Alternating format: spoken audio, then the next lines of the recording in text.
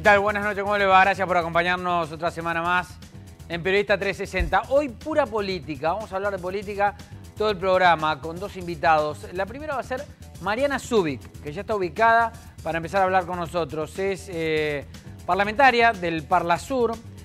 Hace bastante que no habla Mariana Zubik. Está casi, diría, rompiendo el silencio de un tiempo a esta parte en la cual no apareció y no habló. Vamos a hablar de varios temas, el tema Santiago Maldonado, la corrupción. Hoy se confirmó el procesamiento en Cámara por el tema de obra pública de Cristina Kirchner. Varios temas para hablar. Y después también vamos a hablar con Fernando Chino Navarro, un dirigente muy importante, un diputado muy importante, que está militando ahora en el espacio del randacismo, en cumplir un espacio que tiene que remar y mucho para octubre. Pero bueno, vamos a hablar con él en instantes nada más. La presentación y los invitados.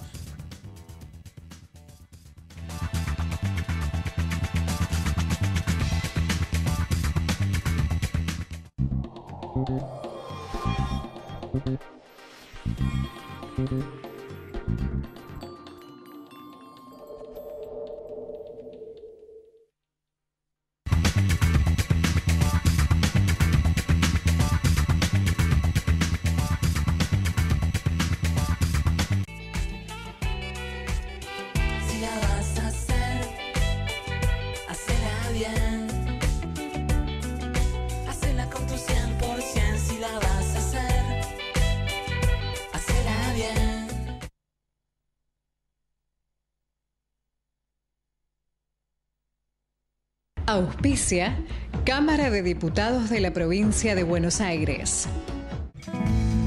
Un banco presente junto a todos los argentinos. Banco Nación.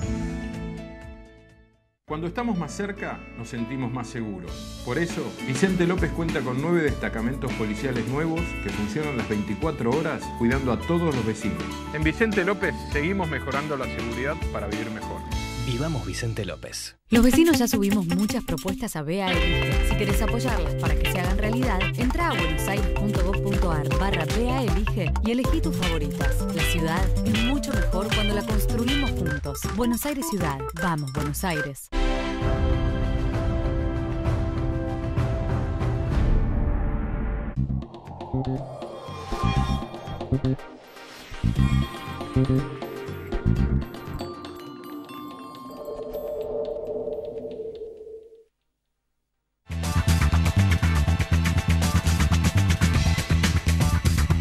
Bueno, está Mariana Zubik, con nosotros, diputada del Parlasur por Cambiemos. Gracias por venir, Mariana. Gracias por invitarme. ¿Qué pasa? ¿Estás callada últimamente?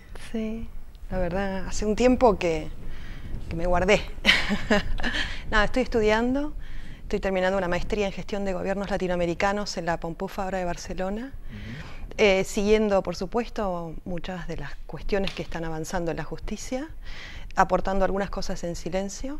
Y acompañando a Lilita. ¿Te callaste o te pidieron? No, fue una decisión personal. La verdad es que estuve muchísimo tiempo, digamos, con mucha presencia en los medios de comunicación. Durante 10 años, fueron 10 años muy intensos en mi vida, de mucha actividad, con mucha intensidad. Y eso significó, vos sabés que cuando vos decidís empezar a participar en política, y más de la forma en la cual nosotros lo hicimos, renunciás a muchas cosas. Es decir, elegir es esto, ¿no? Renunciar a determinadas cosas para optar por otras. Y bueno, y en ese tiempo yo me enfoqué, te diría que casi en un 100% a esta actividad. Motivo por el cual han sido los resultados que hemos tenido en esta lucha contra la corrupción, que de a poco vamos teniendo... ¿Estás conforme con lo que pasó con vos y la repercusión de tu trabajo en estos 10 años? Mira, la realidad es que para mí esto fue una misión. Es decir, yo tomé esto como un trabajo y una misión, y nosotros teníamos varios objetivos puntuales. Yo despersonalicé, es decir, despersonalicé desde el punto de vista hacia quienes... Nosotros hablas de vos y quién más. De la coalición cívica. No estuve sola nunca. Es decir, la realidad es que todo este trabajo lo hice gracias fundamentalmente al apoyo de Lilita, en primer lugar, que fue la que me protegió, me guió y me apoyó. En Santa Cruz era bastante difícil, muy difícil emprender este trabajo. Tuvimos, la verdad, muchísimas complicaciones y situaciones bastante adversas, pero gracias al apoyo de ella, bueno, pudimos saldar muchas cosas, y su guía y sus recomendaciones. y de todo el equipo de la coalición cívica, de muchos de los que hoy están en las listas y van a ser diputados nacionales, que son mi orgullo, que han sido, en realidad somos como una familia, porque además de la actividad política tenemos un vínculo de mucha amistad entre todos nosotros. Quedaste en Parlasur y ¿no es raro que no hayas integrado listas ahora? Bueno, fue una decisión. También. Sí, decidimos, charlamos con todos los chicos de la coalición, fundamentalmente con Lilita, en primer lugar, y lo decidimos juntas. Había mucha cosa en la especulación, se especuló bastante, porque como yo me mudé a Buenos Aires y tengo domicilio en Buenos Aires, y la verdad es que mi trabajo en esto tuvo una repercusión importante en lo que es la capital federal. Bueno, se especulaba que en estas elecciones iba a ser candidata. La verdad es que yo, la única vez que fui candidata fue para disputar el cargo de parlamentaria del Mercosur, encabezando la lista nacional, acompañando al presidente de la Nación. Fue la única vez que yo acepté, y esto fue en función de una estrategia puntual. Y en este punto, en estas elecciones, también en función de una estrategia y para dar lugar a muchos de mis compañeros, creo que la generosidad tiene que ser, tiene que ser una excepción. ¿Te da trabajo Parlasur o no? No. Lo que da trabajo es enfrentarse a la corporación política del Parlasur y de quienes muchos de los que representan partidos políticos dentro del Parlasur, que se resisten a perder los privilegios que tiene ese organismo, pues ese organismo no tiene funciones, solo tiene privilegios. Bueno, los privilegios nosotros, vos sabés, tuvimos 2 campañas, una fue Chaufueros, que gracias a esa campaña que la justicia escuchó y el apoyo de más de 100.000 ciudadanos que nos acompañaron, pudimos quitarle los fueros a los parlamentarios del Mercosur, que lo que pretendían, bueno, por eso está preso tanto Milagro Sala como José López, era trasladar los fueros de los senadores y diputados a los parlamentarios. ¿Cómo observás cómo se va moviendo el tema de la corrupción digamos, en cada plano, ¿no? Porque Milagro Sala está presa, pero está con arresto domiciliario, digamos, está en la casa. Sí. Cristina Kirchner acaba de ser confirmada en la Cámara, en segunda instancia, en su procesamiento por la causa de obra pública. Sí. Digamos, van pasando diferentes cosas, algunas pueden gustar más, otras menos a quienes denuncian, pero van pasando. ¿Vos crees que la justicia está despierta en eso? Mira, yo lo que creo que en realidad cuando se analizan las situaciones, tanto la impunidad, que es la estructura que ha garantizado la corrupción, tenemos que tratar de hacer un enfoque integral al respecto, es decir, no solo de los actores que han perpetrado y referentes políticos y funcionarios en el más alto cargo que fue la expresidenta de la Nación, Cristina Fernández de Kirchner, sino también qué es lo que pasa en la sociedad y qué es lo que está pasando en la República Argentina. Yo creo lo siguiente, en virtud del resultado electoral de las PASO, que la realidad es que la agenda de la corrupción es una prioridad para los argentinos.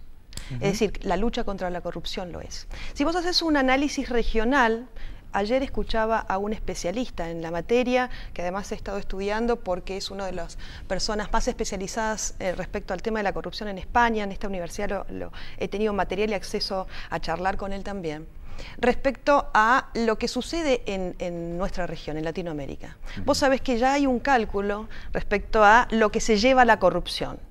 Y esto es en Latinoamérica, y esto lo dijo en el programa que estuvo ayer, cerca del 2% del PBI. Esto se traduce directa y absolutamente en varias cosas. En primer lugar, en cuestiones de inequidad. Latinoamérica es la región más inequitativa del mundo. La corrupción se traduce directamente en la falta de desarrollo económico, es decir, de igualdad de oportunidades para aquellas personas que están fuera de la línea, fuera del sistema. Y lo que ha significado en la región que no coincidía con el crecimiento económico. Porque, ¿qué pasó?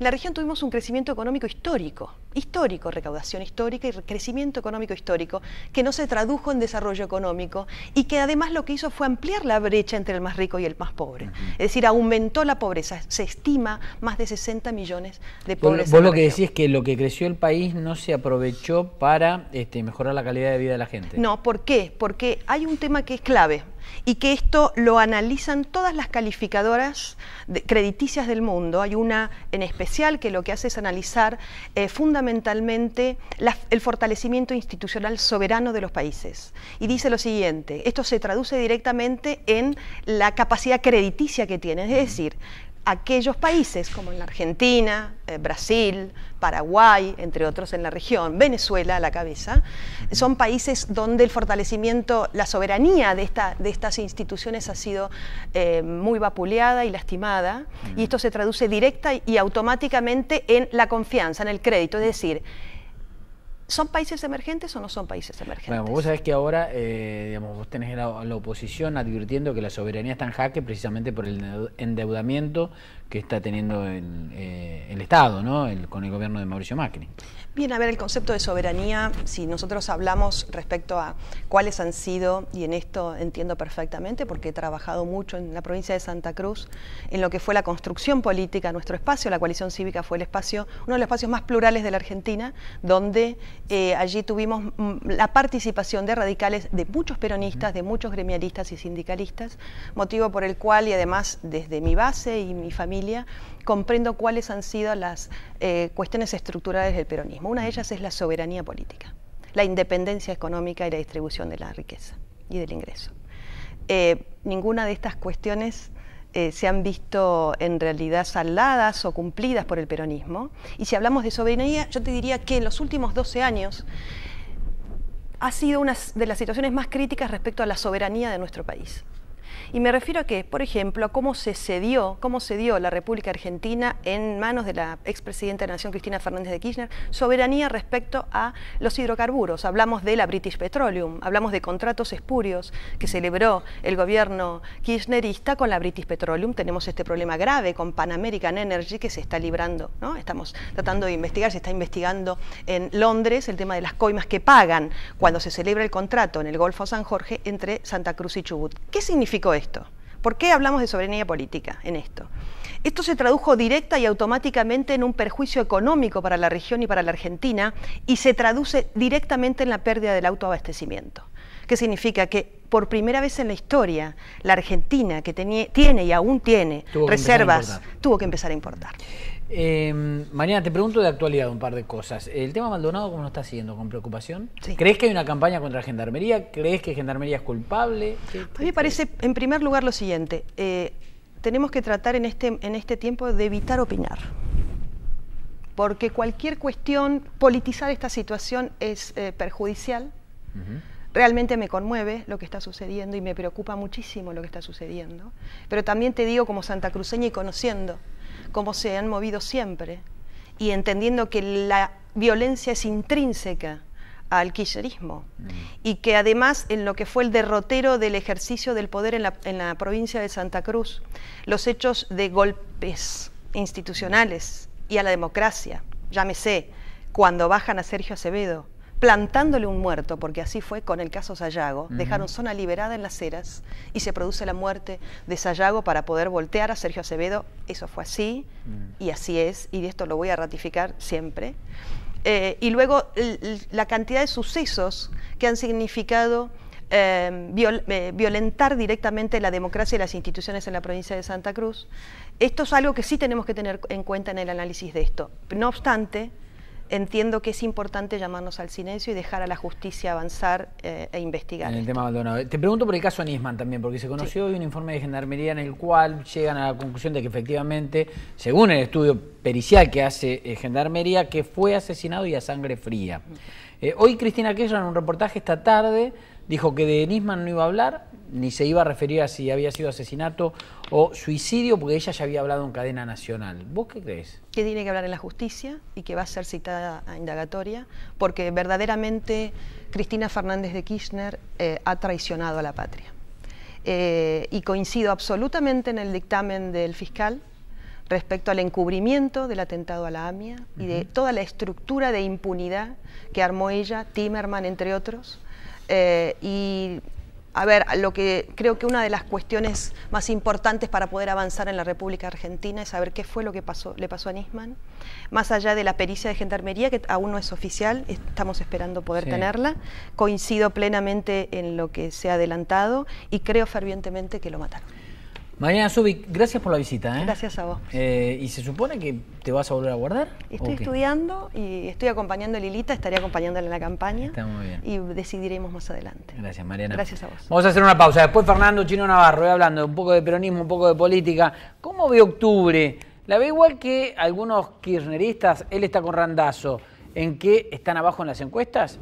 Ya venimos.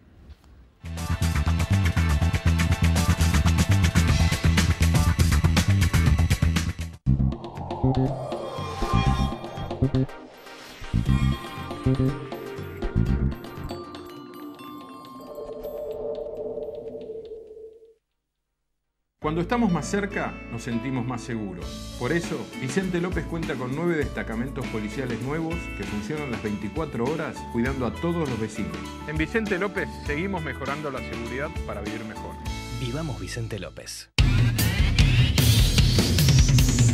Osdeneo 1825.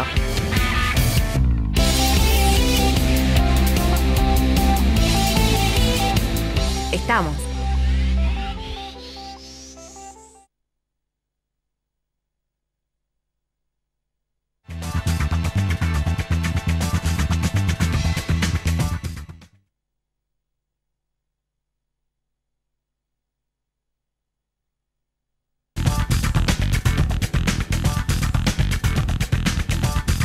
Grupo Petersen, desde 1920, construyendo el país.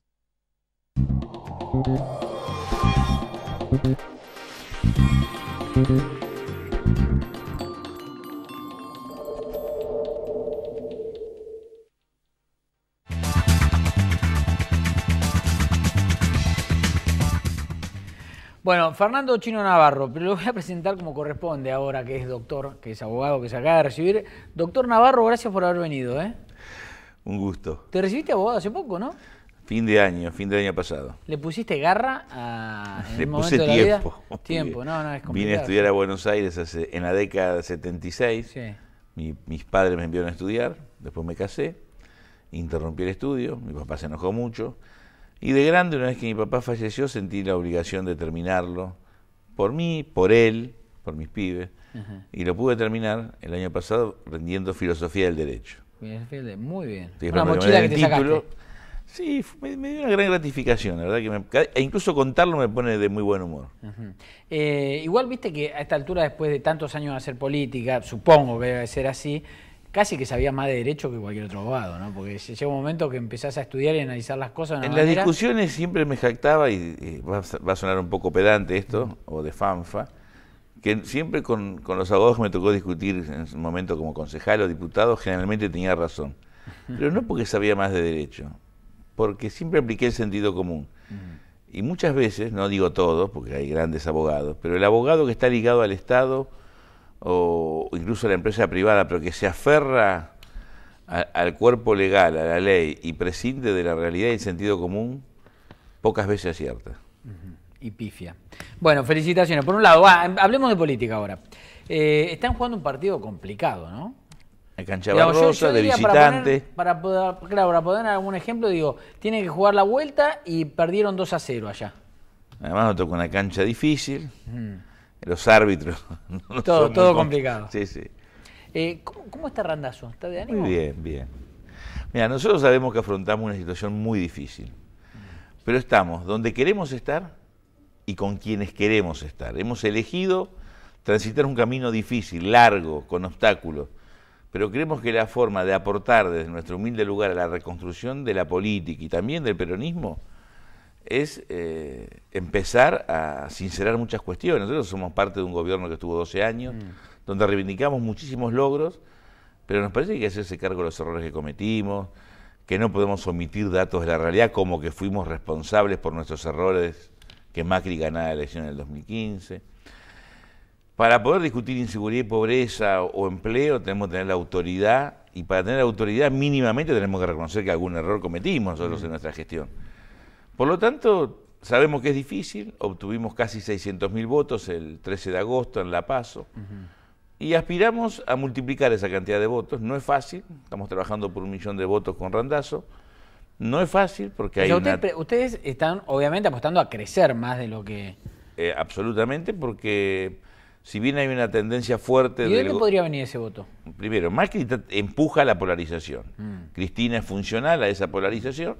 Creo que no es bueno, porque es una elección legislativa, de medio Cristina término. También, ¿eh? Por eso, empuja. Cristina es funcional. Porque está pidiendo el voto de ustedes, de Massa... Por eso digo, esta es una elección de medio término, donde vos vas al cuarto oscuro y te encontrás con 5 boletas, por lo menos en la provincia de Buenos Aires.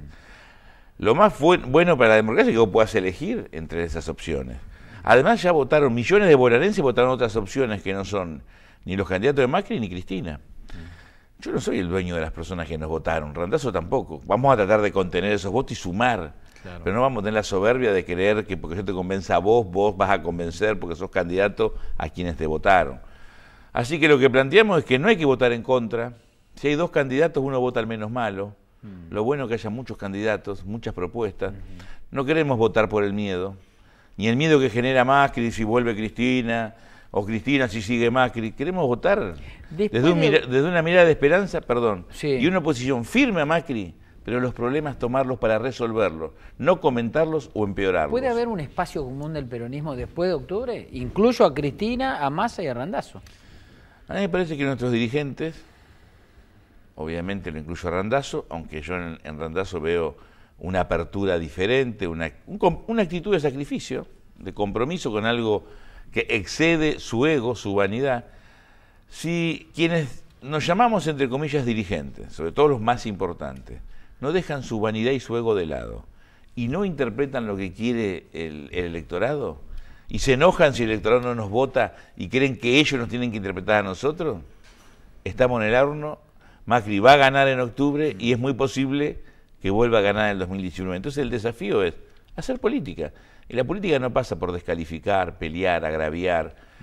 Ser oposición implica, yo estoy en contra de lo que vos planteás, pero quiero resolver el problema de la inseguridad. Te queremos ayudar, lo que te pedimos que podamos discutir y hacer algo juntos. Bueno, eso es lo que proponemos para todos los temas de la provincia de Buenos Aires. Lo importante es tema de inseguridad y, digamos, temas que podríamos llamar política de Estado, encontrar atajos entre las diferentes verdades, porque además se va a llegar más rápido y en menos tiempo. Bueno, si hubiese pero lo que pasa es que no se sientan y no se ponen de acuerdo. Bueno, porque hay acá, estamos en esta polarización nos enseña que la pelea de blanco-negro, de buenos y malos de los últimos años, de la cual yo participé, me hago cargo, no fue buena, porque no bajamos la pobreza, digamos. Tomando los datos del 2003, la bajamos mucho, pero no la pudimos derrotar estructuralmente. No resolvimos la inseguridad. Seguramente los camarógrafos, quienes nos ven, tienen incertidumbre con el empleo. El salario no siempre le alcanza hasta fin de mes. Esos temas tenemos que resolver. Si pudiéramos ponernos de acuerdo en cómo discutimos y resolvemos esos temas, Argentina sería mucho más previsible. Y después las elecciones, vos podés votar o a un gobierno que expresa la derecha, los grupos económicos, uno más peronista, más socialdemócrata, pero con 4 o 5 acuerdos base. En donde que todos vayan al mismo lugar. Que trasciendan lo electoral. Porque, por ejemplo, doy un ejemplo claro, tema seguridad provincia de Buenos Aires. Yo reconozco que la gobernadora Vidal tiene el valor de ir contra las mafias. Y nos hemos comprometido a acompañarla y la acompañamos. Pero si no hay un plan concreto, ese valor no resuelve el problema de fondo. Entonces, ¿yo qué tengo que hacer? ¿Esperar que Vidal fracase? ¿O intentar decirle, María Eugenia, gobernadora, cuente con nosotros para diseñar un político de largo plazo? Sí, lo que pasa es que vos ahí tenés, no lo digo por María Eugenia Vidal, aunque bueno, vale también. Ahí tenés que el gobierno también tiene que aceptar que por ahí no tiene la voluntad, pero no tiene la verdad de cómo lograrlo. No tiene plan. Y tiene que escuchar para ver si entre todos pueden lograr esa voluntad que tiene el gobierno. No tiene un plan y lo determina la realidad. La gobernadora tiene muy buena imagen. La mayoría de los sectores de la provincia de Buenos Aires creen que está luchando contra las mafias, cosa que es cierto, pero no ha resuelto el problema de inseguridad de los vecinos en el día a día. Pero quería decir lo siguiente, supongamos que en el 2019 gana otro partido político. Entonces llega un gobernador y dice, bueno, ahora hacemos otro plan. Y cambiamos de vuelta, y seguimos cambiando. No se puede. Fuera del aire hablamos de fútbol. Si vos, un equipo, cambia de técnico cada 6 partidos, se va a ir el descenso. Los procesos políticos que no tienen un técnico que dé perspectiva, tiempo, paciencia, compromiso, y en política es igual, no es tan difícil. Más sentido común, menos ego. Te voy a correr de Randazzo, te voy a preguntar por Cristina, por más que digas que es polarización o no polarización. ¿A Cristina la ves con esa voluntad? ¿Con esa amplitud? No. A ver, nos invita ahora a una unidad casi 10 meses después. La unidad, primero, además la unidad implica charlar, escucharnos. No, te convoca por Facebook y te dice, vení. Yo soy la candidata.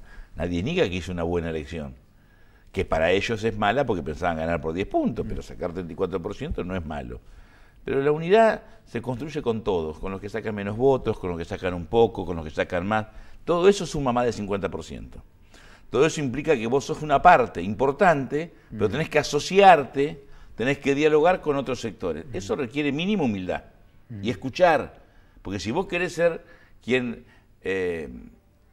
como Cristina, ser la candidata de que todos la voten, tiene que mínimamente tener la humildad de respetar los votos que sacaste y convocarte a un diálogo. No es lo que hace Cristina, pero además por abajo, mientras por arriba te convocan al diálogo en aras de la patria y del pueblo, los dirigentes o candidatos de la Unidad Ciudadana que Cristina expresa como candidata a senadora, te amenazan los candidatos, les ofrecen plata, los extorsionan. O sea, es muy difícil. En la mesa de negociaciones por abajo trabajan como para socavarte y por arriba dicen que... Sí, no, pero socavarte, que quieran sacar votos es legítimo. Está bien, eso forma parte del sistema democrático, que quiero llevarme tus votos. Sí, más votos que el otro, obviamente. Pero que yo te diga, mirá, si vos no te bajás de la lista, te clausuro tu negocio. Por ejemplo, que nos pasó un candidato que tiene un comercio. ¿En dónde eso? En Moreno. O a una compañera que nos pasó de una cooperativa de Arroyo que trabaja, gana 4.000 pesos por mes, por ser, que es el salario social complementario, la mitad de lo que es un salario mínimo vital y móvil. No le pagan hace 3 meses. Fueron y le dieron 20.000 pesos. La compañera aceptó, y yo que me voy a enojar.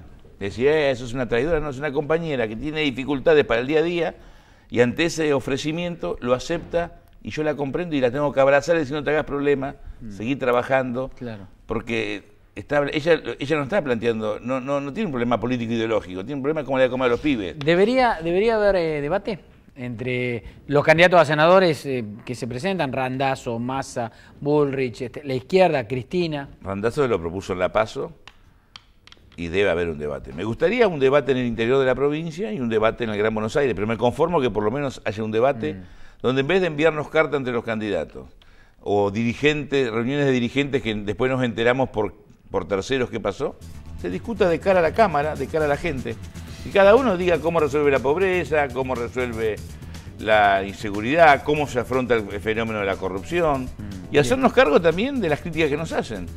Fernando Chino Navarro, gracias por la visita. Gracias a vos. Nos volvemos a encontrar seguramente. Fernando Chino Navarro, nos volvemos a encontrar nosotros sí la semana que viene, a las 10 de la noche, el jueves.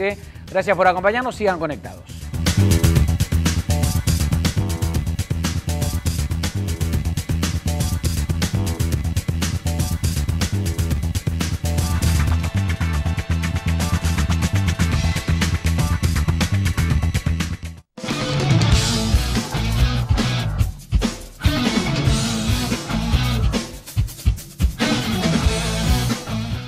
Fue una producción de 4D Producciones.